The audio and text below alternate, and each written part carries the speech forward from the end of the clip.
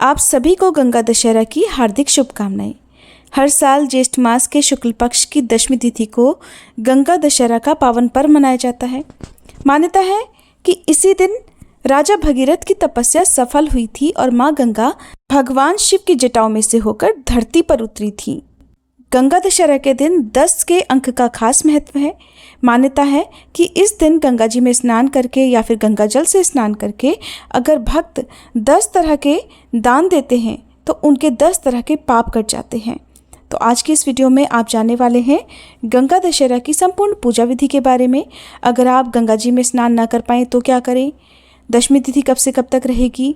इसके अलावा आप जानेंगे गंगा जी में स्नान करते समय या फिर घर पर ही गंगा जल से स्नान करते समय कौन से खास मंत्र का जाप करना चाहिए और इस दिन क्या करें क्या ना करें, कौन कौन सी वस्तुओं का दान करना शुभ रहता है। साथ ही आप सुनेंगे माँ गंगा के धरती पर अवतरण की बहुत ही पवित्र कथा। इस बार साल 2023 में 30 मई मंगलवार के दिन गंगा दशहरा है। दशमी तिथि प्रारंभ होगी 29 मई सोमवार की सुबह 11:50 से और समाप्त होगी 30 मई मंगलवार की दोपहर 1:08 पर।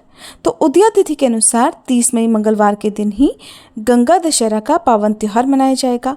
इस दिन यदि आपकी श्रद्धा हो तो आप उपवास भी रख सकते हैं। अब जानिए इस दिन रहने वाले कुछ शुभ मुहूर्त के बारे में। 30 मई मंगलवार को ब्रह्म मुहूर्त का समय रहेगा सुबह 4:08 से लेकर 4:56 तक। और जो ब्रह्म मुहूर्त का समय होता है वो सुबह स्नान करने के लिए, मंत्रों का जाप करने के लिए, पूजा पाठ करने के लिए सबसे उत्तम माना जाता है। कहते हैं ब्रह्म मुहूर्त में की गई पूजा, किए गए मंत्र का जाप बहुत जल्दी सफल हो जाता है। और अभिजीत मुहूर्त रहेगा सुबह 11:57 से लेकर दोपहर 12:50 तक। और इस शुभ मुहूर्त में भी आप अपनी सामर्थ्य के अनुसार निर्धन व्यक्तियों को जल का दान, भोजन, वस्त्र, दक्षिणा, जो कुछ भी आपकी सामर्थ्य हो वो दे सकते हैं। या 10 प्रकार की जो खास चीज़ों का दान आज के दिन किया जाता है वो भी आप इस समय दे सकते हैं। आपको ध्यान रखना है कि गंगा दशहरा का जो स्नान है वो दशमी तिथि समाप्त होने से पहले तक हर हाल में कर लीजिएगा। हालांकि सुबह सूर्योदय से पहले उठकर स्नान करना सबसे ज़्यादा सही रहता है। अगर आपके लिए ऐसा संभव ना हो तो ऐसे में आप सूर्योदय के बाद के 1 से 2 घंटे के अंदर भी स्नान कर सकते हैं। सुबह 4:29 तक इस दिन उत्तरा फाल्गुनी योग रहेगा और बाद में हस्त नक्षत्र रहेगा जो कि बहुत ही शुभ है। सिद्धि योग भी सुबह से लेकर रात 8:54 तक रहने वाला है। ऐसे में आप माँ गंगा से अपने पापों का प्रायश्चित करने के लिए प्रार्थना करना चाहते हो या कोई भी आपकी कामना हो उसकी पूर्ति के लिए प्रार्थना करना चाहते हो तो आप इन शुभ योगों में भी पूजा पाठ करके माँ गंगा जी का ध्यान करके आप अपनी मनोकामना पूर्ति के लिए प्रार्थना कर सकते हैं।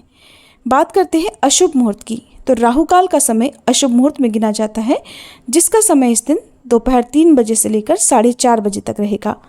कहते हैं कि राहु काल के समय यदि कोई भी शुभ कार्य किया जाए तो उसका सारा फल राहु और केतु ग्रह को चला जाता है। लेकिन अगर आपकी कुंडली में राहु और केतु ग्रह से कोई परेशानी है और बहुत ज़्यादा दिक्कतें आपके जीवन में आ रही हो तो राहु और केतु ग्रह की शांति के लिए आप राहु काल के समय में पूजा पाठ या कोई भी मंत्र का जाप आदि कर सकते हैं। वैसे तो गंगा जी में स्नान करना हमेशा ही शुभ माना गया है क्योंकि गंगा जी को मोक्षदायिनी कहा जाता है। गंगा जी में जाकर हमारे सारे पाप धुल जाते हैं। लेकिन गंगा दशहरा के दिन गंगा जी में स्नान करने का खास महत्व है और इस दिन गंगा जी में 10 बार डुबकी लगाने की बात भी कही गई है। इसके अलावा आप माँ गंगा के मंत्र का कम से कम 10 बार जाप कर सकते हैं। अगर आप गंगा स्तोत्र पढ़ रहे हैं तो आप इस दिन गंगा जी में खड़े होकर 10 बार स्तोत्र पढ़ सकते हैं। मान्यता है कि ऐसा करने से आपके पाप तो कटते ही हैं, साथ ही व्यक्ति को धर्म, अर्थ, काम और मोक्ष की भी प्राप्ति होती है।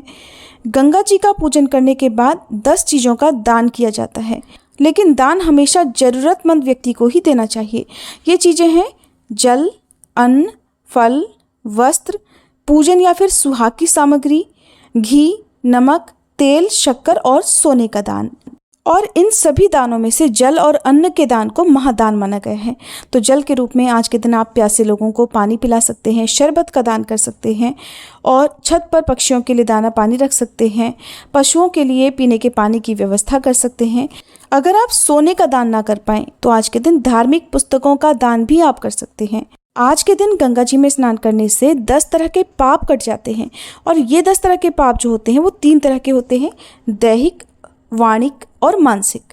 दैहिक पाप वो होते हैं जैसे किसी की वस्तु को बिना उसकी परमिशन के रख लेना, निषिद्ध हिंसा करना, किसी भी प्रकार की हिंसा करना, पर स्त्री संगम। इन 3 तरह के पापों को दैहिक पाप कहते हैं।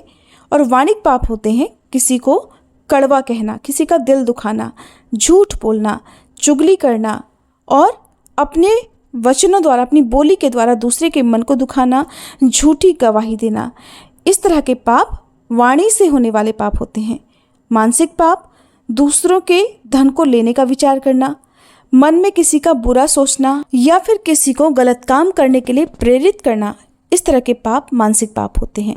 तो ये सभी पाप गंगा जी में स्नान करने से धुल जाते हैं। इसलिए इन पापों को ना दोहराने के लिए और अपने पापों का प्रायश्चित करने के लिए आज के दिन भक्तों को गंगा जी में स्नान जरूर करना चाहिए। धार्मिक मान्यताओं के अनुसार आज के दिन ही राजा भगीरथ के कठिन तपस्या करने के बाद माँ गंगा जी स्वर्गलोक से धरती पर अवतरित हुई थी।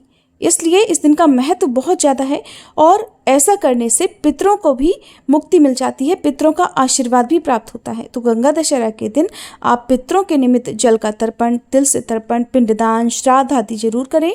अपने पितरों को जरूर याद करें और पितरों के नाम से कुछ न कुछ दान करें।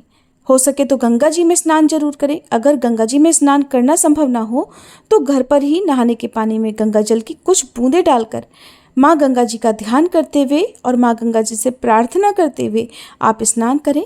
घर के मंदिर में दीप जलाकर माँ गंगा जी की पूजा अर्चना करें। घर में, मंदिर में, घर के मुख्य द्वार पर गंगा जल का छिड़काव करें और ओम नमो गंगाए विश्वरूपिण्ये नारायण्ये नमो नमः इस मंत्र का जाप करें। क्योंकि भोलेनाथ अपनी जटाओं में माँ गंगा जी को धारण किए हुए हैं, इसलिए आज के दिन माँ गंगा जी की पूजा के साथ ही भोलेनाथ की भी पूजा करनी चाहिए और राजा भगीरथ का भी ध्यान इस दिन करना चाहिए। आज के दिन गंगा जी में दीपदान, यदि गंगा जी में दीपदान करना संभव ना हो तो आसपास जहाँ कहीं भी नदी, तालाब, कुएं आदि हो, पानी रखने का स्थान हो, पीने के पानी की जगह हो, उस जगह पर दीपदान करना चाहिए। एक दीपक रात के समय या सुबह सूर्योदय से पहले उठकर आपको जलाना चाहिए। घर पर भी आप माँ गंगा जी का आह्वान करके दीपदान कर सकते हैं। इसके लिए घर में ही आप एक बड़े से बर्तन में, जैसे परात या बड़ी सी थाली में गंगा जल और सादा जल मिलाकर रखें। उसमें थोड़े पुष्प डालें, लाल, सफ़ेद, पीले जो भी पुष्प आपको मिल जाए वो डालें। कच्चा दूध, थोड़े से काले तिल डालें, अक्षत डालें, माँ गंगा जी का हाथ जोड़कर ध्यान करें और फिर आप आटे के दीपक या फिर जो दोने आते हैं, जिस तरह से हम गंगा जी में दीपदान करते हैं, पत्ते के दोने, या फिर आप साधारण से मिट्टी के दीपक भी उस परात में या थाली में रखकर जला सकते हैं। माँ गंगा जी के नाम से ये दीपक अर्पित करने से भी गंगा जी में स्नान करने का और दीपदान करने का पुण्य प्राप्त होता है। भूले से भी इस दिन घर में लहसुन, प्याज का या किसी भी प्रकार का अशुद्ध भोजन ना बने। घर के परिवार के सदस्यों को नाखून, बाल इत्यादि काटने से बचना चाहिए। घर पर कोई भी याचक यदि आए, कोई भी आपके घर पर आता है तो उन्हें आप जल जरूर पिलाएं। जल आप चाहे मीठा शरबत के रूप में या सादा जल भी पिला सकते हैं। अयोध्या के महान राजा दशरथ और भगवान श्री राम के बारे में तो हम सभी जानते हैं। उनके ही पूर्वज राजा भगीरथ को अपने पूर्वजों के तर्पण के लिए गंगा जल की आवश्यकता पड़ी। तब उनके पास गंगा जल नहीं था, क्योंकि उस समय गंगा जी केवल स्वर्गलोक में ही बहा करती थी। ये जानकर राजा भगीरथ बड़े दुखी हुए और माँ गंगा जी को पृथ्वी पर बुलाने के लिए कठिन तपस्या करने लगे। उन्होंने कई सालों तक कठिन तपस्या की, लेकिन उन्हें कोई सफलता नहीं मिली। जिसके बाद राजा भगीरथ दुखी होकर कैलाश पर्वत पर चले गए। फिर उन्होंने वहां पर जाकर बड़ी कठिन तपस्या की, जिसे देखकर आखिरकार माँ गंगा जी राजा भगीरथ पर प्रसन्न हुई और उन्हें आशीर्वाद देते हुए कहने लगी कि आपकी क्या इच्छा है जिसे मैं पूर्ण कर सकती हूँ। माँ गंगा जी को अपने सामने देखकर राजा बड़े खुश हुए और उन्हें धरती पर आने के लिए आग्रह किया। राजा के आग्रह को सुनकर माँ गंगा राजा के साथ ही धरती पर आने के लिए तैयार हो गई, लेकिन इसमें से भी राजा के सामने एक समस्या खड़ी हुई। माँ गंगा जी का प्रवाह बहुत तेज था। ऐसे में अगर वह अपने प्रवाह के साथ धरती पर बहती तो आधी पृथ्वी तो उनके प्रवाह से, उनकी तेजी से ही बह जाती। राजा की इस समस्या का समाधान और कोई नहीं बल्कि केवल भोलेनाथ ही कर सकते थे। ऐसे में राजा भगीरथ ने एक बार फिर से भगवान शिव को प्रसन्न करने के लिए कठिन तपस्या प्रारंभ की। भागीरथ कभी निर्जल तपस्या करते थे तो कभी पैर के अंगूठे पर खड़े रहकर। राजा की इस कठिन तपस्या से आखिरकार महादेव प्रसन्न हुए और राजा के सामने प्रकट होकर दर्शन दिए। राजा से वरदान मांगने को कहा। तब राजा भगीरथ ने भगवान शिव से प्रार्थना की कि हे भोलेनाथ, आप माँ गंगा जी के वेग को अपनी जटा में बांध लीजिए। भोलेनाथ ने राजा की इच्छा स्वीकार की और फिर ब्रह्मा जी ने अपने कमंडल से धारा प्रवाहित की और शिव जी ने माँ गंगा जी को अपनी जटा में बांध लिया। इस तरह कुछ समय तक माँ गंगा जी शिव जी की जटाओं में बंधी रहीं। फिर ज्येष्ठ मास के शुक्ल पक्ष की दशमी तिथि को शिव जी ने अपनी जटाओं को खोला और माँ गंगा जी को धरती पर जाने के लिए कहा। राजा भगीरथ ने माँ गंगा जी के पृथ्वी पर आने के लिए हिमालय की पहाड़ियों के बीच में रास्ता बनाया और माँ गंगा जी को धरती पर आने के लिए निवेदित किया। जब माँ गंगा जी धरती पर आई तब राजा ने सबसे पहले उनके जल से अपने पूर्वजों का तर्पण किया। इनमें राजा सगर के 60,000 पुत्र भी थे। प्राचीन समय में अयोध्या नगरी में सगर नाम के राजा राज्य करते थे। उनकी 2 रानियां थीं, केशिनी और सुमति। राजा सगर के केशिनी से अंशुभान और सुमति के 60,000 पुत्र थे। राजा सगर ने अश्वमेध यज्ञ का अनुष्ठान किया और विधि के अनुसार यज्ञ का घोड़ा छोड़ा गया। ये देखकर देवराज इंद्र ने यज्ञ को भंग कराने की इच्छा से अश्वमेध यज्ञ के छोड़े हुए घोड़े को चुराकर कपिल मुनि के आश्रम में बांध दिया।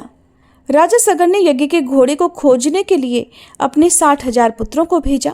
राजा सगर के पुत्र यज्ञ के घोड़े को खोजते खोजते कपिल मुनि के आश्रम में पहुंच गए। वहां उन्होंने यज्ञ के घोड़े को बंधा हुआ पाया। उस समय वहां पर कपिल मुनि तपस्या कर रहे थे। राजा के पुत्रों ने कपिल मुनि का अपमान करना शुरू कर दिया और उन्हें चोर कहकर पुकारना शुरू कर दिया। इस कोलाहल से कपिल मुनि की समाधि भंग हो गई और इस पर उन्हें बहुत तेज क्रोध आया और इस तरह राजा सगर के सारे पुत्र कपिल मुनि की क्रोधाग्नि में जलकर भस्म हो गए। तब राजा सगर ने अपने पुत्र अंशुमान को अपने भाइयों को खोजने के लिए भेजा। जब अंशुमान अपने भाइयों को ढूंढता हुआ कपिल मुनि के आश्रम में पहुंचा तो महात्मा गरुड़ ने उसके भाइयों के भस्म होने की सारी बात कह सुनाई। गरुड़ जी ने अंशुमान को उनके भाइयों की मुक्ति के लिए गंगा जी को स्वर्ग से धरती पर लाने के लिए कहा। गरुड़ जी ने कहा कि इस समय तो तुम अश्व को ले जाकर अपने पिता के यज्ञ को पूर्ण कराओ और इसके बाद गंगा जी को पृथ्वी पर लाने का प्रयास शुरू करना। अंशुमान घोड़े को लेकर यज्ञ मंडप में पहुंचे और राजा सगर को सारा वृतांत कह सुनाया। महाराज सगर की मृत्यु के बाद अंशुमान ने गंगा जी को पृथ्वी पर लाने के लिए कठिन तपस्या शुरू कर दी, किंतु वह स्वर्ग से गंगा जी को धरती पर लाने में सफल नहीं हो पाए। उसके बाद उनके पुत्र राजा दिलीप ने भी कठिन तपस्या की, वो भी सफल नहीं हो सके। अंत में राजा दिलीप के पुत्र भगीरथ जी ने गंगा जी को पृथ्वी पर लाने के लिए गोकर्ण तीर्थ में जाकर कठिन तपस्या की और इस प्रकार उनकी कठिन तपस्या से प्रसन्न होकर ही माँ गंगा जी आज के दिन ही धरती पर अवतरित हुई थी। इस प्रकार आज के दिन जो भी भक्त सच्चे मन से माँ गंगा जी का ध्यान करके स्नान करके इस पवित्र कथा को पढ़ता है या सुनता है, माँ गंगा जी उनके सारे पापों को क्षमा कर देती हैं और उन्हें पुण्य प्रदान करती हैं।